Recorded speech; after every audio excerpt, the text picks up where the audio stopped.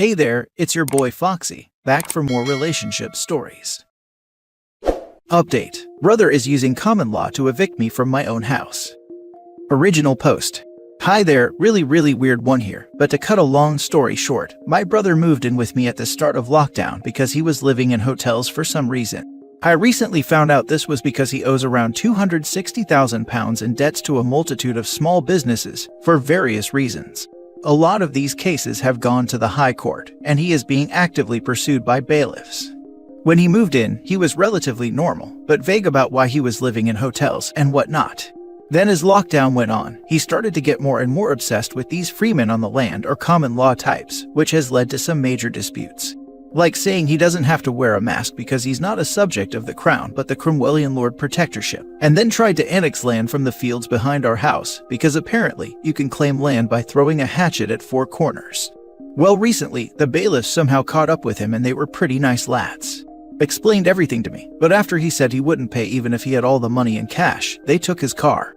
Ever since this, my brother has been furious with me, so we started avoiding each other around the house. This weekend I went away for a mini break on the coast, and came back to find all the locks have been changed and windows boarded up. Garden furniture is nowhere to be seen. I rang my brother, who basically explained that as the house was unclaimed, he had made a de facto eviction of me from the house, making him sole owner. And if I attempted to make entry, he'd have every right to end me under the provision that an Englishman's home is his castle. I'm staying with my parents, which isn't ideal, as they should be sheltering, and I went on the mini break, but when I contacted the police, I was told that as a tenant, he has every right to change the locks. Dead confused. Any help is very much appreciated. Edit, by the way, this is in England. Also, very scared if more bailiffs come to the house, they'll seize my stuff thinking it's his.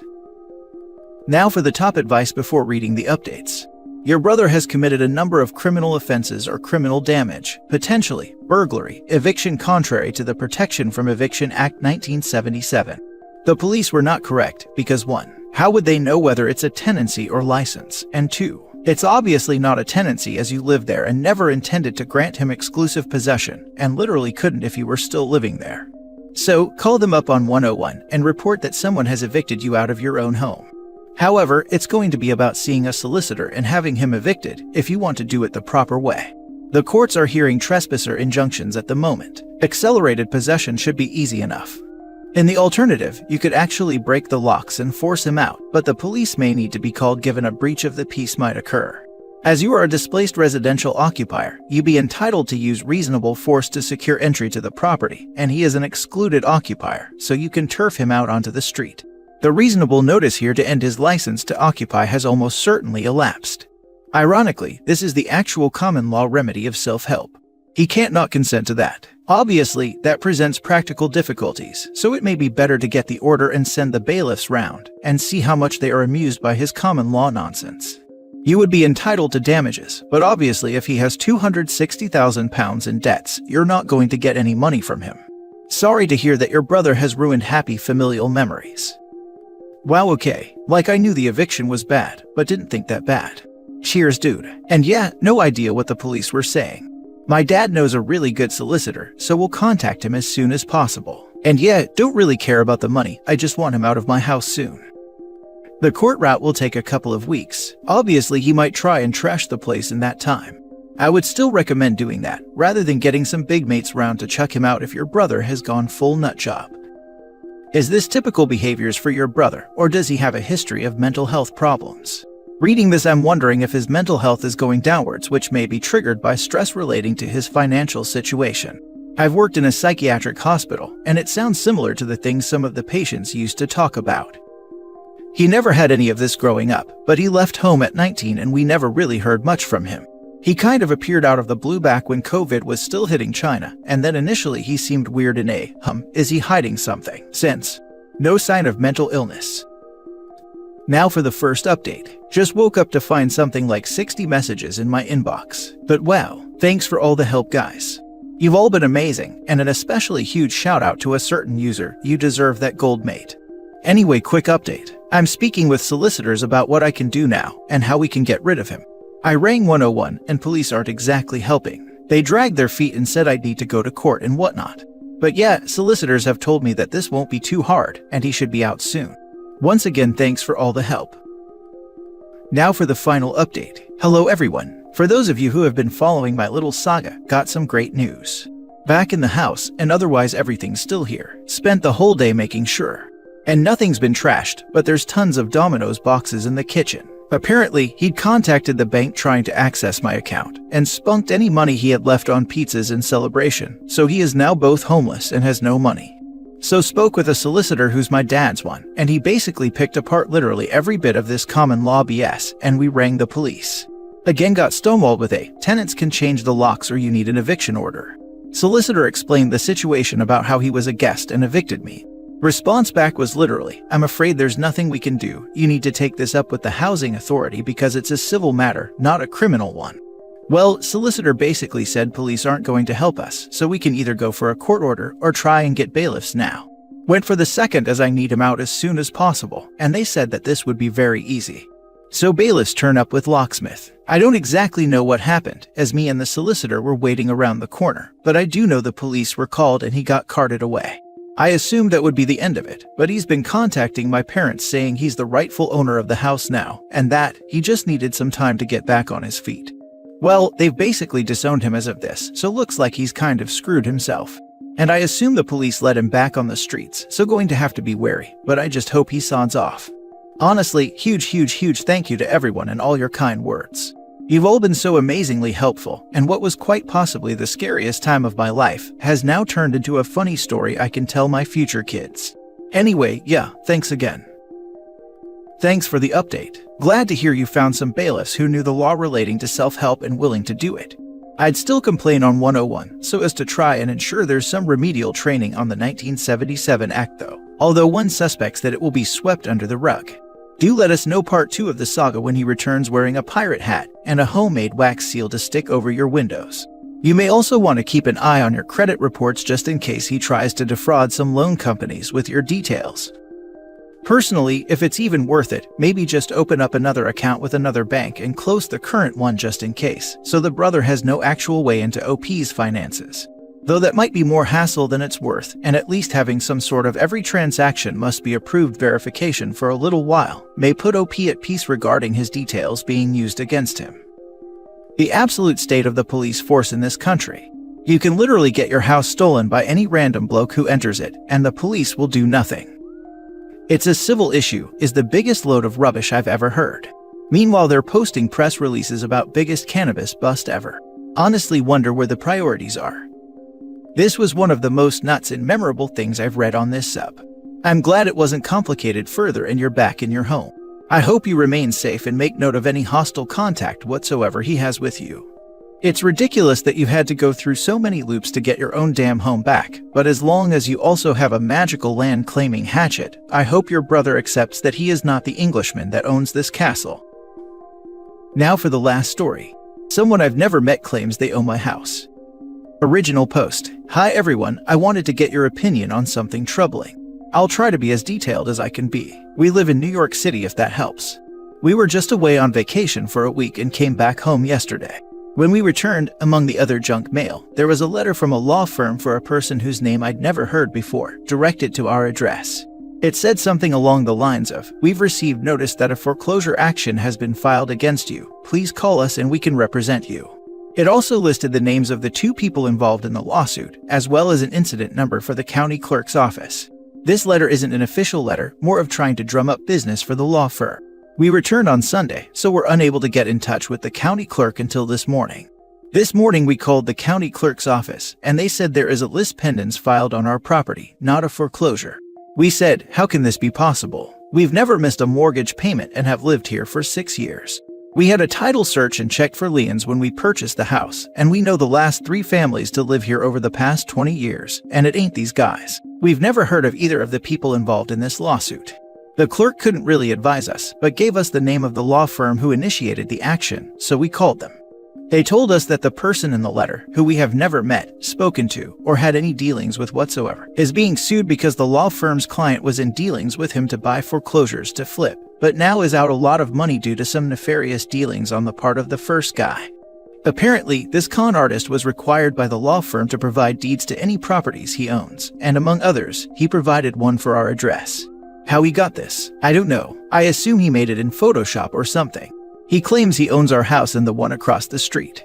I have no idea if he actually owns the one across the street or not. We are still listed as the owners of our home in public records, and we have the deed. I cannot stress enough how much we do not know the man claiming to own our house. We have never met, spoken to, or had any dealings with him whatsoever. We had never even heard his name until yesterday. Our house has never been in foreclosure while we've owned it, and for any owners before that. We have an appointment for a consult with a lawyer on Wednesday, the one who helped us buy our house 6 years ago coincidentally. But I have no idea what's going on or what this guy hopes to gain, how big of a deal this is or how complicated this will be to fix.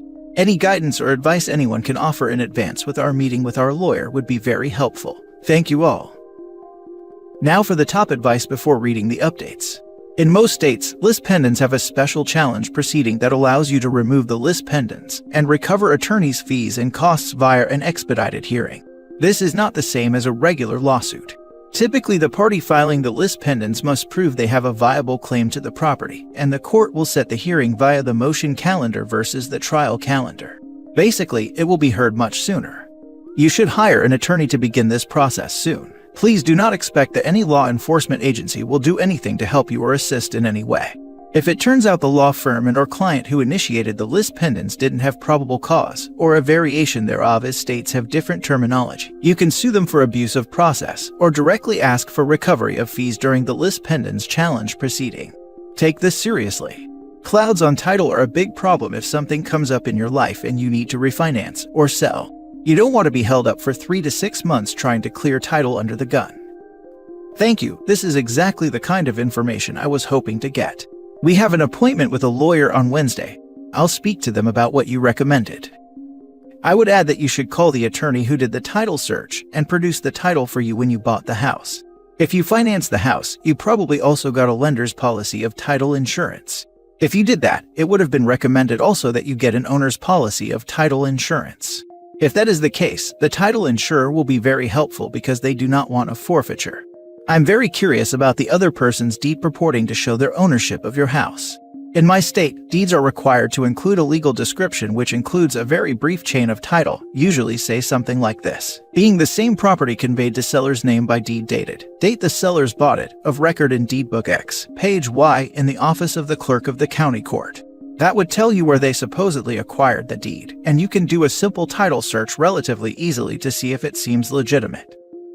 You have title insurance, right? You will want to contact them as soon as possible, as well as speaking with your own real estate attorney. I assume so, since according to Google, lenders require it as part of closing costs. I'll have to check our documents from signing to see who it was with. Thank you. Edit. Hey all. Thank you so much for all your guidance. Figures that the post I made about potentially getting screwed is the one that takes off. Here's some more information based on everyone's comments. The chance that this guy has a legitimate claim to our house is 0.0000000000001%.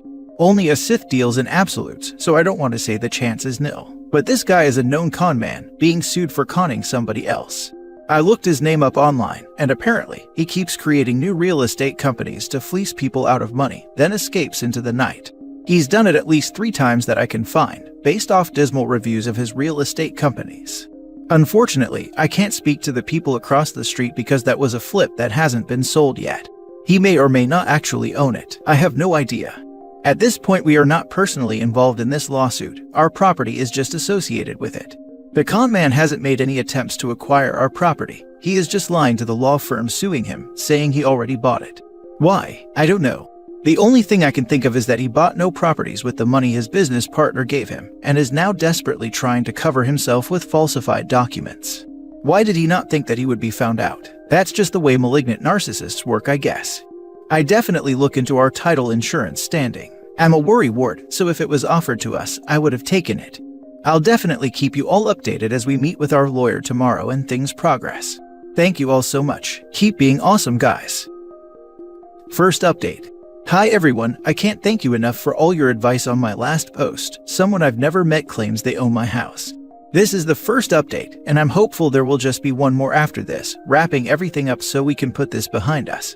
This is what has happened since my last post. After the initial letter from the law firm saying they can represent us, we started getting phone calls from other firms saying they'd been alerted to the lis pendens and could also represent us. We were not super happy with this and asked how they got our cell number. They said they subscribe to a service that alerts them when things like liens, foreclosures, and so on are filed on a property. We hung up. We looked at all our documents from the closing and confirmed that we do indeed have homeowner's title insurance. Yay. Our deed is a bargain and sale deed for those wondering. We also pulled all deed and mortgages and other documents for our property going back to 1972 online. The last action was when we bought our house. No documents have been filed since. I signed up on Acris to be alerted to any changes made to the property documents. Thank you for the commenter who suggested that. I also emailed the DA for my county, and their Economic Crimes Bureau had emailed me back to ask for my cell number to follow up with me. I gave it to him, but he hasn't called yet, so maybe that will be in the next and hopefully final update. My husband met with our lawyer this morning, and I asked him to speak about all the things that you all suggested in the last post. Prior to the meeting, our lawyer had reached out to the firm who filed the lis pendens and actually got a copy of the court transcript where the con man said he owns our property. According to the transcript, he claims he bought it in 2016. Our lawyer called their law firm and basically said, "Where is the deed?" They supposedly hemmed and hawed about it, so we're starting to think they don't have it, and never did. They may just be going off the words of a sleazeball who's like, "Yeah, I totally own that place. I even have a deed for it. No, you can't see it." It's possible that based off this alone, they filed against our property. In addition, it's not like this guy is saying he bought our house last week and the paperwork just hasn't been filed yet. He claims he bought it 3 years ago, and there is still no paperwork filed to attest to this fact. I was able to pull up all records for our home going back nearly 50 years in about 15 minutes online. Our lawyer does not like the way this other firm is handling this, and basically said to them, "You have no grounds for this. Take it off." The attorney handling this case at that law firm is out of the office today and tomorrow, but will be calling our lawyer back on Friday. I am hopeful that it will just be a matter of take the lis pendens off, and okay. I'll update again after the call between the lawyers. I told my husband the number one question is, where is the deed? When we initially spoke with them, they clearly said they had it in hand, which is part of the reason I was freaking out. I honestly just want to be done with this, so getting back at the suing law firm for gross negligence, or whatever term fits the issue, is of no interest to me at the moment. If they give us a hard time about removing the lis pendens, then we'll see. So far, my takeaway from this is that I would share with anyone going through something similar is that law firms are made up of people. And just like people can be good and smart and kind like all of you, they can also be dumb, shifty, and lazy, and not bother to do their due diligence, even though that's like 50% of why they exist in the first place. But I'm not bitter. Thank you all so much for your help. I'll update again as things progress and hopefully conclude. Now for the final update.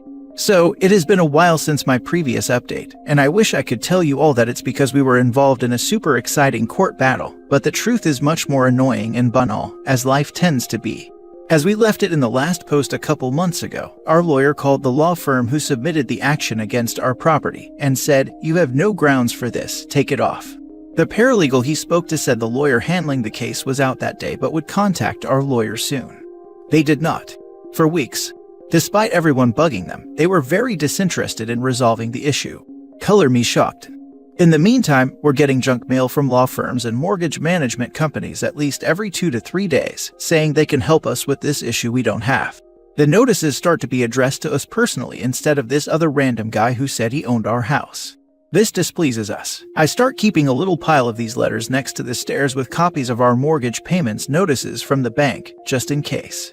This goes on for a while, long enough for my initial anxiety to fade into more of an A situation. Until yesterday.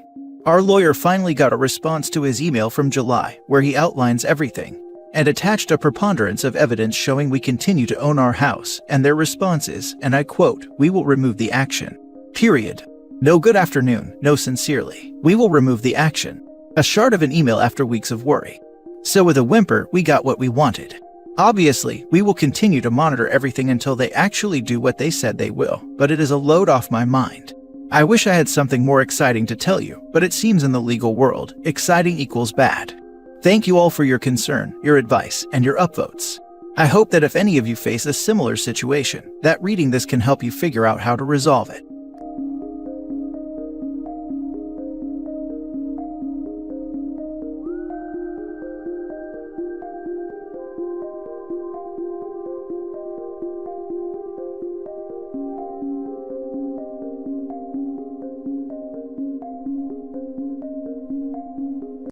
Hey there, it's your boy Foxy, back for more relationship stories. I offered to let my mom live with me, under the exact same terms I lived with her as a teen. I don't know why in God's good name my mom thought I would be the one to come to, as we don't get along. I went to live with Dad at 16 because she told me she hated me, and then kicked me out. My older brother, the golden child, I know for a fact has a spare bedroom she could sleep in now that she's losing the house. My mom's situation is entirely her own fault as well, which makes this all the more annoying. She and my stepdad bought a 7-bedroom house 10 years ago, right after she left her job of 20 years to work at some stupid startup that was out of business only 3 years later. My stepdad spent the last years of his miserable life bedbound, because he ignored every doctor telling him to stop shoving his face full of food at every waking moment of the day. So, he died 500 pounds and in misery. I was more than fine with this, by the way. Well, when he died early this year, it pretty much drained the last of the money my moron of a mother had remaining, and now the bank is taking the house back. So, she shows up at my door for some reason. After mistreating me since I was a kid, and ignoring me unless she wanted something since she married that thankfully dead land whale, she had the nerve to ask to live with me. It's only me and my husband in our 2-bedroom house, sure. But that spare bedroom is his office, the basement is my art studio, and the couch in front of the fireplace is for our lovely cats. There is no room for the wicked hag anywhere in this house. But I knew this opportunity would never come again, so I told her she could live with us, if, and only if, she decided to follow the house rules. All electronics were to be turned off by 6 p.m. If she was caught with any after that, they would be taken away and sold at the next yard sale. Bedtime was 7:30. If I caught her up, I would take away all of her clothing for the week. She may only shower for 5 minutes, once every 3 days. All chores must be done the moment she wakes up. If I roll out of bed and they are not, she will not be getting meals for the day. She must make sure she is alert at all times. If I and hubby need something done, it is to be done at that moment, or else she will lose her bedding privileges for the night. She will be in charge of cooking one meal each day that I choose, and if it is not made to my liking, she will not be allowed to join us, and instead will eat the cheapest frozen meal available. I will be reading all her mail, text messages, and emails. I will give her the ones I deem acceptable communication under my roof.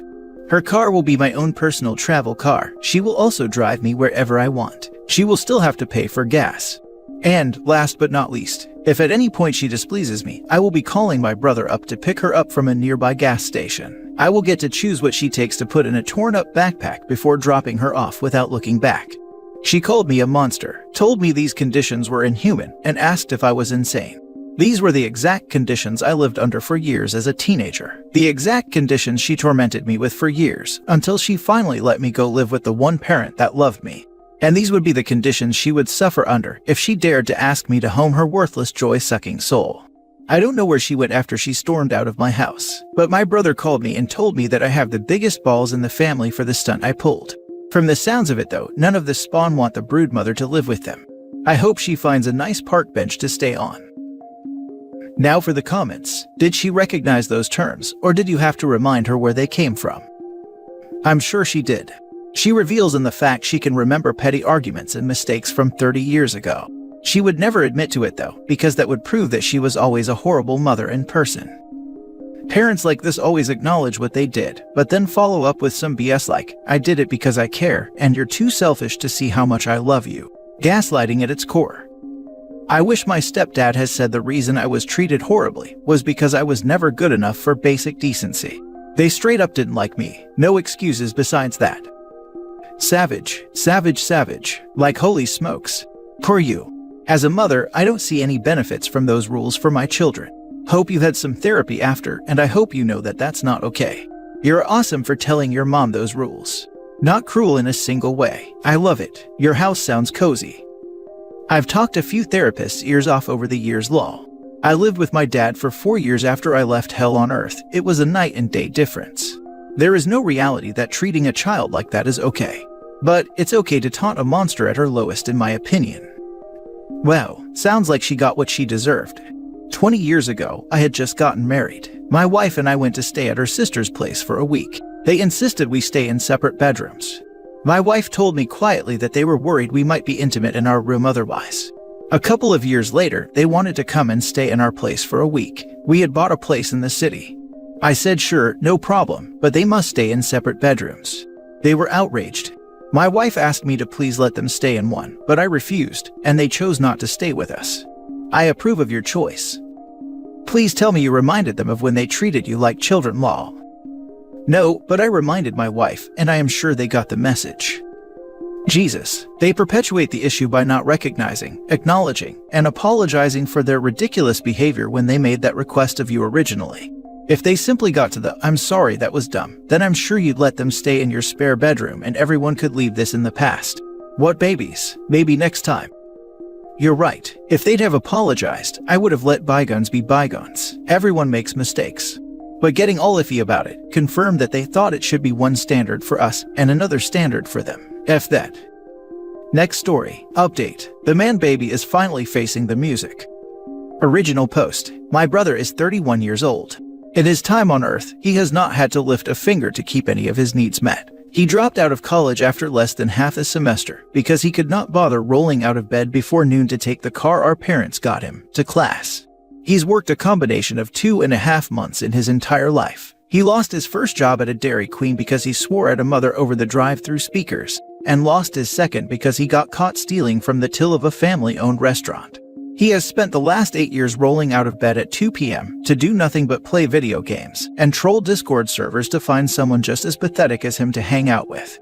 It does not help that he's an annoying, violent, self-centered brat who would push my parents in front of a bus for the thrill of the dopamine hit. My parents always tried their best with us. They gave us everything we ever needed in life and then some. They have always been more than understanding to all of their children. For me and my 2 siblings who are worth something, it led to incredible performances in academia, well-paying jobs, and an amazing start to our adult lives. I wish I could commend them for the 75% success rate, but they have allowed the man baby to sit in his cradle and make demands for 31 years too long. And now they find themselves with an overgrown toddler who sits in the attic, playing Valorant all day, while cursing my mom out when she dares to ask him to clean up the rotting garbage he spreads across his room.